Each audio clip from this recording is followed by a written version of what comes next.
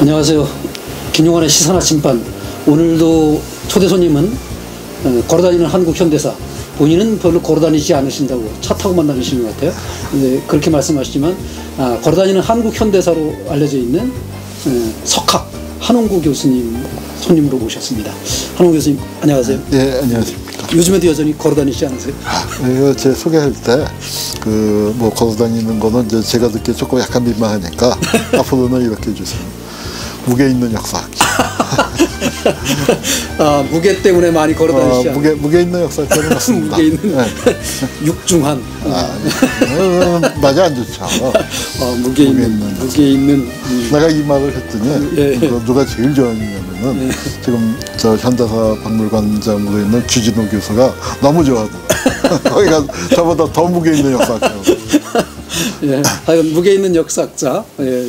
근데 역사는 보통 그 한참 지난 얘기를 교과서에 나오는 보다 지난 사건에 대해서 주로 다루잖아요. 근데 교수님은 그냥 뭐 현대 그냥 우리가 살아가는 얘기들을 막 다루시더라고요. 제가 낸 책을 선전 하나 하자면 지금 이 순간의 역사라는 책이 있습니다. 그래서 현대사를 넘어서 현재사를 해야 하지 않나. 그리고 역사를 공부하는 이유가 뭐냐면은 지금 이제 역사가 지배자의 역사에서 민중의 역사로 바뀌어왔잖아요. 그러면서 우리가 관념적으로 민중이 역사의 주인으로 생각을 한단 말이에요. 그런데 실제로 그랬냐 하면은 그 아마 이거랑 같을 거예요. 대한민국이 민주공화국이고 민주공화국의 주인은 우리 국민인데 우리 국민이 진짜 대한민국의 주인 맞나요? 이제 그러니까 주인이 되어가는 과정이겠죠. 그런 것처럼 이 역사를 공부하는 게 역사를 그냥 책에서 배우는 게 아니라 왜 배워야 하느냐? 우리가 역사의 주인이고 우리가 보낸 오늘 하루가 내일의 역사가 되는 거잖아요. 내일의 역사가 되니까 역사의 주인으로서 역사를 만들어 나가는 사람으로서 어떻게 하면 더 잘 만들 것인가? 어떻게 하면 내가 이 살아가는 동안에 손해보지 않고 살아갈 수 있을 것인가? 그걸 위해서 우리가 배워야 하는 거죠. 그런 의미에서 뭐 아주 따끈한 건 아니지만 이제 조금 지나간 것 같긴 하지만 그래도 그 일본이 우리나라 경제 보복을 하면서 화이트 리스트 배제한 상태가 아직도 지금 진행되고 있잖아요. 그 상태에서 아주 따끈한 책을 하나 내셨어요. 한일 우익 근대사 완전 정복. 이거 제가 다 읽지는 못했고 그 반쯤 정도를 정복을 했어요. 제가. 이 책 우선 맨 처음에 계기를 좀 말씀해 주세요. 이거 어떻게 내셨나요? 이제 아베의 그 조치를 하기 직전에 하고 난 직후에 우리가 이제 여기서 유튜브를 시작했어요. 바로 이 공간에 오늘 저희 스튜디오에 이제 출장을 나오신 건데. 그래서 이제 뭘 할까 이제 기획을 잡아야 하는데 마침 아베 그 조치가 났는데 그 현상에 대해서 설명하는 건 많지만 한일 관계의 역사 뿌리 뭐 이런 거를 얘기하는 거는 별로 없어서 우리가 어차피 역사 채널인데 그리고 또 마침 8월로 들어가니까 원래 8.15 광복절을 가만히 있을 수 없지 않느냐. 그 다음에 8월 6일 원폭 투하 날 가만히 있을 수 없지 않느냐. 그리고 8월 29일이 또 국치일 아니에요. 어차피 뭐 우리 역사에서 일본과의 관계되는 이 얘기를 굵직굵직하게 다뤄야 할 텐데 그러면은 이 한일 관계 이거 갖고 한번 세게 밀고 나가보자. 그래서 저희가 5부작으로 준비를 했습니다. 한일 관계를 좀 역사적으로 바라보는 것과 그 다음에 또 제1조선인 문제가 사실은 굉장히 중요하거든요.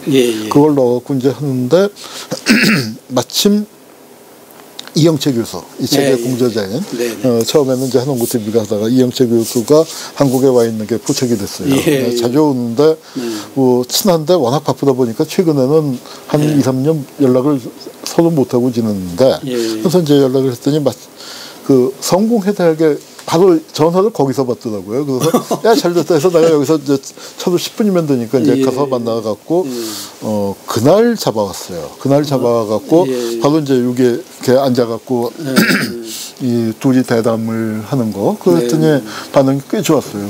그래서 물어봤더니 이제 뭐 며칠 날 간다 했더니 여기서 강의하자 했더니 뭐 이제 해갖고 자기가 다음 주에 다시 온다는 거예요. 그래서 다음 주에 그럼 시간을 잡자 했는데 워낙 또 급하게 왔다 가는 게 돼서 시간을 어떻게 잡았냐면은 밤 10시 반에 만나서 새벽 4시까지 이제 강의를 했습니다. 그러니까 그걸 2번을 그렇게 했어요. 그래서 4강으로 나눠갖고 이제 반응을 그걸 내보는데 아주 반응이 폭발적이었죠. 게이센 대학 학생들이 와 있었다면서요? 학생이 이제 그 2명 와서 이제 늦게까지 같이, 왜냐면 그 아무도 없는데 강연하면 그러니까 또 2명을 듣고 와서 그 학생들은 또 이제 피곤하지만 그래도 또 열심히 그 잘 들어줬고 그렇게 돼서 그걸 이제 4번으로 나눠서 냈습니다. 그래서 이영채 교수만이 할 수 있는 얘기들. 왜냐면은 이영채 교수가 뭐 뉴스공장이나 다스베이다에도 많이 나갔지만 시간도 짧고 그다음에 진행자가 물어보는 것만 답하다 보니까 자기가 정말 하고 싶은 얘기들을 못한 게 많았던 거예요. 그래서 이영채 교수도 하고 싶은 얘기가 많았는데 마침 이제 그렇게 잘 돼서 김원준 총수가 또 말을 길게 안 시키잖아. 네. 그러니까 이제 자기가 그 하고 싶은 얘기들을 제대로 시간을 갖고 하자. 그리고 주제는 뭐가 그 일본 사람들의 어떤 왜 일본에 저렇게 보수 정치가 지배적일 수 있는가? 이 보수의 어떤 역사, 또 일본인들의 마음. 그래서 야스쿠니 신사 문제를 한번 제대로 야스쿠니를 알아야 천황제도 알고 보통 일본인들의 심성을 알 수가 있다. 그래서 야스쿠니 문제 다뤘고 또 제일 교수님 문제 다뤘고 한일 관계 다뤘고 그다음에 일본의 시민단체라든가 우리가 그럼 도대체 어떻게 해야 하는가? 일본의 진보적인 양심적인 세력들의 움직임과 우리가 일본하고 이제 노아베 한다고 해서 일본하고 관계를 단절해야 하느냐. 그럴 수 없다는 거죠. 일본에 살고 있는 이영채 교수 생각도 그렇고 저도 그렇고 그래서 앞으로 어떻게 해야 할 것인가 이제 이런 얘기들 묶어서 하니까 우리가 강의가 한 10개쯤이 됐어요. 그 강의를 이제 그냥 흘려보내기 아깝다. 그렇죠. 그래서 이 강의 전체 기획을 그 EBS 사장하셨던 이제 장혜랑 PD가 이제 우리 그러니까 이 일을 도와주고 계신데 이거 아깝다. 반일 종족주의 책도 나왔는데 우리도 거기에 대항하는 걸 내면 지금 유튜브들 중에서 이렇게 한 거 없지 않느냐. 한번 내자 해서 창비에 이제 계속 했더니 창비도 좋다고 해서 작업을 해갖고 이제 마침 책이 나왔습니다. 네. 그 아주 축하드리고 일단 그 책 좀 많이 잘 나갔으면 좋겠어요. 지금 2세 찍었고 찍었어요 벌써? 2세도 다 나가서 3세 곧 들어가야 할 것 같다고 그래요? 네, 그러고 있습니다. 이거 축하드립니다. 감사합니다. 지금 말씀하신 것 중에 이제 야스쿠니 신사를 제가 가봤어요. 이제 시민단체 얘기하셨지만 일본의 시민단체들이 저 이제 평화운동 하는 사람들과 교류할 때 불려서 가봤는데 야스쿠니 신사를 가자는 거예요. 저는 참배할 생각은 없는데 가보고는 싶더라고요. 그래서 지금 가봤어요. 야스쿠니 신사에 대해서 우리나라 사람들이 알고 있는 것과 좀 다르다. 저도 그때도 정확하게 잘 몰랐거든요. 가보기도 했지만 어떤 거예요, 야스쿠니 신사가? 그 야스쿠니 신사에는 이제 그 일본의 다카시 데치야라는 교수가 있습니다. 동경대 철학과 교수인데 저도 뭐 잘 그 개인적으로 친하게 지낸 분인데 그분이 아주 그 참 굉장히 재밌는 표현을 썼어요. 감정의 연금술. 감정의 연금술. 연금술 무슨 뜻이냐면 그 자기 아들이나 자식이나 그 형제나 뭐 동생이나 오빠 그러니까 전쟁에 나가서 죽었다라면 어떤 느낌이겠습니까? 뭐 이건 말할 수 없는 비통함과 상실감이겠죠. 슬픔과 고통일 텐데 그거를 어떻게 하냐면 야스쿠니 신사에서 주물러 갖고 영광된 걸로 만드는 거, 기쁨으로 만드는 죽었는데 그래서 그게 너무너무 영광스러워서 큰아들 죽었는데 둘째 셋째도 야스쿠니에 모셔지기를 바라게 만드는 이건 뭐겠습니까? 일본이 그 정말 잘못된 전쟁을 계속 끌고 나갈 수 있는 굉장히 중요한 수단이거든요. 그래서 일본에서 야스쿠니 신사가요. 전쟁 전에 이게 종교시설이 아닙니다. 아니었어요? 군사시설이에요. 그래서 여기 야스쿠니 신사를 그 관리하는 책임자가 육군 대장이에요. 현재도? 지금은 아니죠. 지금은 아니고. 지금은 아니지만 일제시대. 그래서 이제 이것이 군사시설로서 제국주의, 일본 군국주의의 아주 핵심적인 기관으로서 작동을 했었던 것이죠. 그리고 이제 이것이 천황제를 유지해 나가는 아주 핵심적인 기관이에요. 천황이라는 게 일본 천황이라는 게 정말 뒷방마님이었거든요. 뒷방마님. 1000년 동안. 일본이 만세 일개라고 천황제가 아주 굉장히 길게 간 이유는 뭐냐면은 천황이 힘을 상실한 채로 뒷방에 있었기 때문에 그래요. 중국 천자는 칠권을 갖고 있잖아요. 칠권 가지고 있으면 이제 그러니까 노리는 사람들이 많은 200년, 300년마다 이제 왕조가 교체돼서 바뀐단 말이에요. 조선의 국왕은 중국 천자만은 못하지만 일본 천황하고 비할 바 없는 권한을 가지니까 중국 천자의 수명이 한 2배, 500년 가요. 그런데 천황은 권한이 없어지다 보니까 고대 국가가 끝난 다음에 천황 지배가 끝났는데도 권한 없이 뒷방으로 제사장 비슷하게 물러나 있으니까 이게 이제 길게 쭉 간 거죠. 그래서 뒷방에 있었던 걸 명치유신을 하면서 불러와서 일본은 우리보다 훨씬 더 분권적이었죠. 그 현 단위, 지금 현이고 옛날 말로는 번 단위로 흩어져 있었는데 그걸 하나의 근대 국가로 통합하는 상징으로 천황을 내세웠는데 그러니까 신도라는 게 일종의 뭐 불교와 샤머니즘이 좀 습합되어 있는 뭐 그런 그 고등 종교가 아니었거든요. 그냥 생활에 밀착되어 있는 그런 거였지. 근데 그걸 갖다가 동원의 이데올로기로서 국가 신도를 만들면서 하나로 일본을 모으고 근대 국가를 모으고 군국주의가 거기에서 이제 나타나고 천황제를 잘 써먹어서 일본은 특별해 신의 나라야. 이렇게 만드는 그 핵심의 야스쿠니가 있었던 것이죠. 일본이 신의 나라라고 하는 이 종교, 이 종교를 따지고 보면 뭐 실권은 없다 그러지만 천황이 지금도 뭐 큰 실권은 없잖아요. 그 상징적인 존재로서 그런데 그걸 딱 놓고 보면 천황에 대한 비판 자체가 거의 불가능하더라고요. 그러니까 그 상징 지금 뭐 상징 천황제지만 그 천황제를 그렇게 해서 이 한국하고 일본하고 가장 큰 차이가 뭐냐? 우리가 이제 19세기에는 이 서세 동점에 이 급변하는 이 정세의 대처를 잘못해갖고 우리가 나라를 뺏기게 됐죠. 우리는 이토 히로부미가 처음 저 명치유신을 가담하고 그랬을 때 이토 히로부미의 사고 방식은 우리나라로 치면은 위정척섭하는 다를 바가 없어요. 조랑양이패가. 그런데 우리는 뭡니까? 내 목은 잘라도 내 머리는 못 자른다. 그렇게 했는데 이토 히로부미나 일본의 집권 엘리트들 권력을 잡고 난 다음에 보니까 아니거든. 그러니까 어떻게 했습니까? 그 칼로 자기 상투들을 자르기 시작했죠. 너나 없이 상투를 자르고 그 대처를 일본은 기민하게 했고 우리는 그걸 못한 게 결국 제국주의 식민지로 갈리게 되는 그 중요한 차이였을 거예요. 그런데 지금 보면은 그 아베가 이제 이런 조치를 취하게 된 것도 한국이 일본을 굉장히 따라갔기 때문에 나오는 겁니다. 한국 경제가 일본을 우리가 모르는 사이에 엄청 따라잡은 것 같더라고요. 그리고 그 한국만 갖고도 따라잡았는데 남북이 합쳐지면 어떻겠어요?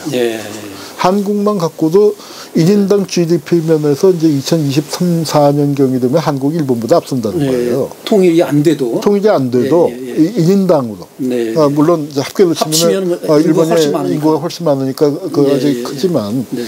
그런데 남북이 합치게 되면 그것도 또 이제 그 육박하게 되고. 그러니까 일본 입장에서는 한국이 이렇게 커지는 거, 일본의 위협이 될 수 있고 일본의 경쟁 상대가 될 수 있는 건 상상도 할 수 없는 일이죠. 지난 200년 동안에 없었던 일 아니에요. 그러니까 그걸 막아보기 위해서. 그러니까 아베의 그런 조치가 남한만을 겨냥한 게 아니라 바로 통일까지를 생각한 그런 조치였다고 볼 수 있는데 가장 이제 근현대 20세기 말 21세기에 들어서 한국이 그럼 어떻게 일본을 따라잡았냐. 그 이전에 한일 국교 정상화할 때만 하더라도 이 남북 간의 한일 간의 국력 비교가 30대 1 정도는 된다고 했는데 지금은 3대 1 이내로 좁혀졌거든요. 근데 일본이 인구가 우리의 그 2.5배 이상이니까 거의 얼추 따라갔고 그 참 놀라운 건 일본이 경제 발전 부흥할 때 2차 대전에서 이제 패배했다가 다시 일어섰을 때 그때 견인차 노릇을 한 게 전자산업이란 말이에요. 전자하고 자동차가 쌍크기를 했는데 전자 일본 아니었습니까? 그런데 일본 전자산업의 10대 기업의 1년 매출액을 다 합치면 10대 기업에 그 삼성전자 1년 매출액의 절반이라는 거예요. 우리나라 삼성전자가. 그러니까 이미 이제 상황이 이렇게 됐는데 도대체 그 무슨 일이 있었길래 그 한국이 쫙 앞서 있던 일본을 따라잡았을까요? 이건 이제 앞으로 역사학자들이 규명을 해야 할 굉장히 중요한 과제인데 적어도 20세기 말 21세기 초에 우리는 굉장히 많았는데 일본에는 없었던 게 결정적인 요인이 되지 않았겠습니까? 그게 뭐냐면은 저는 민주화운동, 민중항쟁, 우리 촛불항쟁이라고 생각해요. 일본은 없었습니다. 왜? 천황에 나가서 한 번도 정권을 민중들의 손으로 뒤집어 본 적이 없는 것이에요. 그런 거 생각해 보면 그때 천황을 비판했던 나가사키 시장 칼 맞아 죽었죠. 그 비판한 내용이 뭐였냐면 히로시마에 원폭 맞고 3일 뒤에 나가사키가 맞았는데 히로시마에 맞았을 때 천황이 손들었으면 나가사키는 괜찮았을 텐데 라는 얘기를 했다고 글쎄 그런 테러를 당하고 천황이 누구든지 그렇게 할 수도 있는 거고 우리나라 뭐 대통령 뭐 옛날 조선시대 때 왕도 뭐 안 됩니다 했잖아요. 네, 그럼요. 근데 도대체 아직도 일본이 민주주의 국가 같지가 않아요. 그러니까 일본이 민주국가인가 하는 그 질문이 많이 나오죠. 일본 내에서도 나오고 밖에서도 나오고. 근데 우리나라 사람들은 일본은 우리나라보다 민주주의도 선진국, 경제도 선진국 다 이렇게 알고 있잖아요. 그런 부분이 착각. 일본의 민주주의가 갖고 있는 어떤 내재적인 한계. 이제 그거를 극복 못하는 게 일본이 경제가 잘 나가다가 꺾이게 된 거하고도 뭐 상관이 없다고 볼 수 없을 겁니다. 제 기억에 70년대 같은데 그때 미국 학자들이 일본이 이제 미국을 따라잡았다 하는 얘기들이 나올 때 일본이 어떻게 해서 미국을 감히 따라잡지 그 전쟁에서 그렇게 폐허가 됐던 일본이 그것도 연구한 결과를 제가 봤던 기억이 나는데 그게 뭐였냐면 일본이 군대를 안 가지고 있어서 그 국방 예산을 뭐 적게 쓰고 있어서 그렇게 경제 발전에 그 소비재 생산 이런 쪽에 많이 발전을 시켜서 그랬다라는 평이 있었어요. 미국은 뭐 엄청난 그 군사를 쓰다 보니까 그렇게 했는데 지금도 그렇지 않나요, 사실?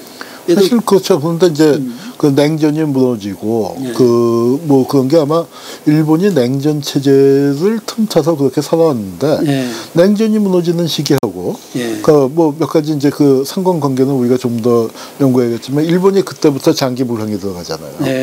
80년대 말까지만 하더라도 일본을 팔면은 미국을 2번 산다고 그랬어요. 부동산 값이 일본 부동산이 하도 비싸서 일본 땅덩어리 좁은데 그 미국 그 넓은 땅덩어리를 2번 산다고 할 정도로 그러다가 그 거품 쫙 빠지고 그러고 있다가 간신히 이제 좀 20년 장기 불황이 되는 바람에 자민당이 정권을 내놨죠. 내놓고 민주당 정권이 들어서서 뭔가를 좀 해보려고 하고 그런데 미국 입장에서 볼 때는 어쭈 미국이 쳐놓은 거를 이 선을 벗어나려고 한다. 미국이 압력을 가하는데 미국만 압력을 가한 게 아니라 또 마침 안 받쳐준 게 거대한 자연재해가 일어났죠. 동일본 대지진이 일어나는 바람에 일본에 그리고 그 상황에 민주당 정권이 잘 대응을 못하면서 정권이 무너져버리고 아베가 그때 다시 들어온 거죠. 사실은 아베가 잘못해서 정권을 내줬다가 민주당 정권이 들어섰다가 결국 그 동일본 대지진에 대응을 잘못하고 또 미국의 압력이 거세지고 하면서 정권을 내주게 되고 그때부터 집권을 해서 지금까지 이제 그 10년 장기 집권을 하고 있단 말이에요. 12년째 아닌가? 박정희보다는 짧지만 아주 정말 장기 집권하고 있는 거죠. 장기 집권이죠. 그런 일본이 우리나라를 그 자민당 그 일본의 극우라고 그러지만 거의 자민당이 집권을 하고 있잖아요. 극우 같아요. 이렇게 하는 거 보면. 그리고 얘들이 이제 헌법을 어떻게 고쳐서라도 개헌 계속 지금 얘기하고 있고 제 생각에는 못 고칠 것 같기도 하고 못 고쳤으면 좋겠는데 그렇게 해서 다시 우리도 전쟁을 할 수 있는 보통 국가로 가자라는 주장을 하고 있잖아요. 걔들이 집권을 하고 있어요. 이렇게 야당이나 이렇게 한쪽에 있는 게 아니라 그런 애들이 보통 국가 전쟁할 수 있는 나라 그 첫 번째 상대가 대한민국 아닐까요? 그렇겠죠. 어디 쳐들어가겠어요? 중국 쳐들어가려도 우리나라 거쳐야 가야 될 거고. 그런데 한국에 지금 자유한국당을 비롯한 뭐 아스팔트 우파들까지 포함하면 이 사람들은 그 찬성하고 있잖아요. 일본의 개헌도 찬성하고 있고. 그 옛날 일진 때도 그렇죠. 일진 때도 그렇고요. 일제 때도. 일진 때도 그랬고 그다음에 이제 그 아베가 이렇게 나오는 게 지금 상황에서 아까도 이제 잠깐 말씀드렸지만 그 이제 한국이 거의 따라잡았잖아요. 그리고 남북이 손을 잡잖아요. 남북이 손을 잡는다는 거에 의미를 한번 일본 우파 입장에서 가령 문재인 대통령이 평양에 가서 김정은 그 위원장하고 같이 그 공설운동장에 나와서 이제 와 환영을 할 때 그때의 그 놀라운 분위기 우리한테는 굉장히 감격적인 분위기였지만 일본 우파 입장에서 볼 때는 정말 재수 없는 얘기일 끔찍한 얘기입니다. 왜냐하면 아베 입장에서는 전쟁할 수 있는 나라 군대를 갖는 나라 평화헌법을 뜯어고치자 이러면서 이제 보수화를 기치를 했고 그때 가상적은 북한이었단 말이에요. 왜 우리가 군대를 가져야 되냐? 북한이 위협이 되기 때문에. 북한이 미사일을 개발하기 때문에 뭐 이러면서 이제 우리가 그 일본에서는 그 전쟁 준비도 해야 하고 군대도 가져야 하고 전쟁할 수 있는 나라가 돼야 한다. 이렇게 했는데 북한이 일본이 그러는 건 이해가 되는데 그러니까 이제 그런데 북한이 동아시아의 평화 공동체 안으로 들어오게 되는 광경은 상상을 할 수가 없는 거죠. 일본 입장에서는 그 보수화를 위한 그 어떤 국민을 상대로 보수 쪽으로 끌어당기는 명분이 됐을 때 그게 무너지는 거니까 굉장히 이제 엄청난 충격을 받는 거고 한국의 우파들은 일단 지금 완전히 그 2016년에 정권 내주고 난 다음에 완전히 멘붕 상태죠. 그러니까 이게 지금 회복이 안 되고 아직까지도 조국 사태를 거치면서 이 진보 개혁 진영도 큰 타격을 입었지만 이 한국의 수구 보수 진영이 회복은 안 되고 있는 상태죠. 그런데 그들 입장에서는 민주 세력이 계속한다는 게 자기들이 이제 정권을 잡을 그 되찾을 가능성이 없어지니까 일본의 힘을 빌어서 이 문재인 정권이 좀 고통을 받기를 그리고 일본 입장에서도 문재인 정권을 끌어내려면 경제가 나빠져야 한다. 경제가 나빠져야 그래서 이제 이런 그 점에서 자유한국당하고 통하는 거죠. 통했던 거죠. 어떻게든 문재인 정권이 경제적으로 폭망해서 유권자들로부터 외면당하고 그래서 옛날에 노골적으로 자유한국당은 일본의 식민지가 되길 바라는 것 같지는 않은 것처럼 얘기하지만 실제로 일본에서 조선을 식민지로 삼았던 그 옛날에 그 영광을 다시 한번 찾으려고 하는 애들과 거기서 맥이 닿아가지고. 사실은 이제 한일 관계라는 게 매우 복잡하고 뗄 수 없는 관계가 또 많지 않습니까? 뭐 저는 역사를 전공하니까 역사를 이제 제일 우선에 뭐 두는 입장이지만 그럼에도 불구하고 한일 관계라는 게 역사만 갖고 얘기할 수는 없잖아요. 그래서 전통적으로 어떻게 되었냐면 그건 민주 정권이 들어섰을 때도 그렇고 한국의 보수 정권이 들어섰을 때도 일정하게 관리가 된 측면이 한국도 마찬가지고 일본도 마찬가지입니다. 뭐냐면은 그 역사 문제는 역사 문제대로 자기 입장을 갖고 하되 역사 문제 때문에 경제 관계나 뭐 문화 교류 같은 것들을 그르치진 않는다. 그래서 여기서는 강경한 원칙적인 입장대로 가되 약간의 칸막이를 둬서 듣는데 이게 이제 무너져내기 시작한 거죠. 이명박 때 이제 이명박 말기부터 뭐 그랬고 또 박근혜 대통령 시절에 위안부 문제를 그러니까 위안부 문제가 어떤 의미를 갖는지를 모르고 너무 나이브하게 생각하고 내가 주장을 하면 해결할 수 있어 하는 그런 좀 단세포적인 논리를 갖고 극한으로 물어붙이니까 일본에서는 또 이거 아니다 하고 하다 보니까 한일 관계가 꼬였거든요. 꼬이니까 미국이 개입해서 한국한테는 말도 안 되는 방향으로 일본 편을 들어주면서 그 위안부 타협이 됐는데 이게 우리 입장에서는 말도 안 되는 거지만 또 일본 우익 입장에서 볼 때는 아베가 말도 안 되게 사과를 했다가 된 거예요. 일본 위안부 문제 천황의 나라에서 천황의 군대가 그럼 그랬단 말이냐. 여자들에다가 그런 일을 했다는 걸 인정한 거 아니냐. 아베는 아베대로 사과했다고 일본 우익들한테는 또 엄청 당하게 되고 그러니까 판에 이제 꼬여버렸죠. 그리고 아베가 이제 그런 상황에서 돌파구를 피우고 세 가지 조치를 했는데 뭐 그 화이트 리스트에 있는 걸 보면 리스트에 뭐 한 100개쯤 있잖아요. 근데 가령 김 박사하고 나하고 사이에 무슨 일이 생겼다고 하면은 우리가 기분 나쁘다는 의사표시를 당연히 해야겠죠. 그럼 100가지 중에서 저한테는 하지 마시고. 아니 근데 이제 할 때도 100가지 중에서 그러니까 이제 그 강도로 볼 때 그러면은 한 73번, 81번 96번 정도 하면은 나 기분 나쁘다는 게 충분히 전달되잖아요. 근데 그게 아니고 1, 2, 3번을 써버렸어요. 그러니까 처음부터 후퇴할 게 없는 걸로 했고, 이거는 정말 필살기라고 썼는데 재밌는 건 뭐냐면은 한국이 필살기 맞고 빛을 하고 깨갱을 해야 하는데 오히려 그때까지는 안 되던 그러니까 이 뭐랄까 한국이 일본의 의존도가 컸었는데 이제 큰일 났다 하더니 그걸 굉장히 빠른 시간 내에 그러니까 수입선을 다변화한다든지 예. 한국이 기술력이 없었던 게 아닌데 예. 왜냐하면 대기업이 중소기업이 치고 올라오는 걸 억누르는 것도 있고 그 전에 일본하고 해오던 게 편하니까. 예. 또 이제 만약에 그 거래선을 바꾸고 하면은 뭐 라인을 새로 이제 정비해야 하고 뭐 생산 체질이 잠시쯤에 있을 수 있고 예. 뭐 이제 이렇게 되니까 안 해왔었는데. 거래선 바꾸고 국내 기업 그래서 중소기업하고 대기업이 합작하게 되고 정부가 적극적으로 밀어주다 보니까 탈일본이 된 겁니다. 탈일본. 탈일본을 도와줬어요. 네, 그래서, 네, 그래서 아베 입장에서는 오히려 이게 그 자충수가 됐다 네. 그런 평가가 나오고 있죠. 예. 오늘 저 한일 우익 근대사 완전 정복 책 얘기를 통해서 한일 관계를 짚어보다 보니까 시간이 사실 부족한데 시간이 부족하니까 책을 많이 읽어주고 예. 그 급하게 마무리를 좀 해야 될 것 같아 시간이 너무 부족해서 그 걸어다니는 게 아니라 무기가 있는 역사가 한홍구 교수님에게 들었습니다.